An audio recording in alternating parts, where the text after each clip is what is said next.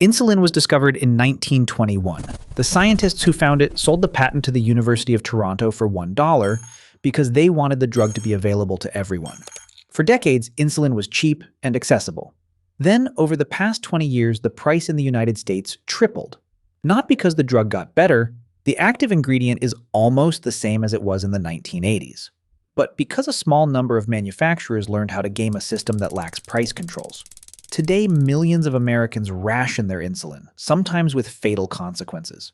So, how did a life-saving drug that costs only a few dollars to make become a $300 per vial crisis? To see why this happened, you have to look at how the drug actually works. People with diabetes need insulin to move sugar from their blood into their cells for energy. Without it, their blood turns to poison and their body starts to shut down. When the team who found it first got it to work, they saw it as a gift to the world. They wouldn't even put their names on the papers because they felt it was wrong to make money off a find that saves lives. They wanted it to be as cheap as water.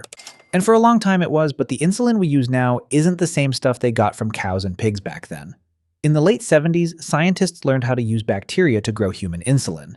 This was a big help because it didn't make people sick as often, but it also gave the big companies a way to start putting patents on the way they made it. If you change the recipe just a little bit, you can claim a new patent. That started a loop that hasn't stopped since. Right now, 3 companies own about 90% of all the insulin in the world.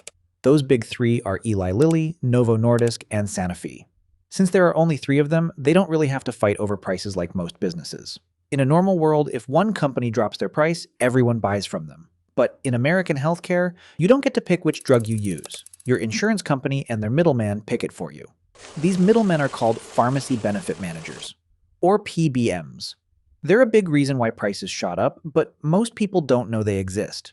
Insurance companies hire them to talk to drug makers and get deals. You'd think their job is to find the lowest price, but the system is actually set up to do the opposite.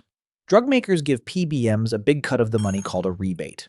But here's the trick. The PBM keeps some of that money as profit. This means the PBM actually wants the drug to have a higher price because a bigger price means they get a bigger check. If a company tries to lower the price to help people, the PBM might just take that drug off the insurance list. They do that because a cheaper drug means they get a smaller check. So companies keep the price high to keep the middlemen happy. While those big groups pass money back and forth, you're the one at the pharmacy looking at a $300 bill. If you have good insurance, you might only pay a small fee. But if your plan has high costs or you have no insurance, you're stuck paying that fake high price.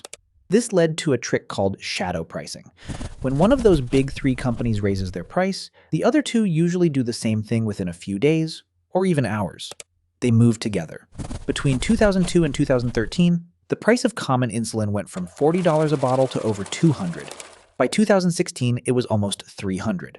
During that same time, it still only cost about $5 to $10 to make a bottle. That's a huge gap between what it costs to make the medicine and what it costs to stay alive. To keep their control, these companies use a trick called evergreening. Usually, a patent only lasts 20 years. After that, other companies should be able to make a cheap version. To stop that from happening, the big companies file dozens of tiny new patents on things that don't really have to do with the medicine. They'll patent the shape of the pen, or how the cap clicks, or a tiny change that makes the insulin last just a little bit longer. These piles of patents make it too expensive and scary for any small company to try and sell their own version. Since there aren't many cheap versions of modern insulin, people are stuck. About 1 in 4 people with diabetes in the US say they use less insulin than they should because they can't pay for it. They skip doses or take half of what they need to make the bottle last until they get paid. This sometimes becomes fatal.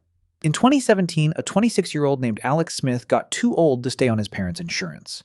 When he went to the pharmacy, his insulin and supplies for 1 month cost $1,300.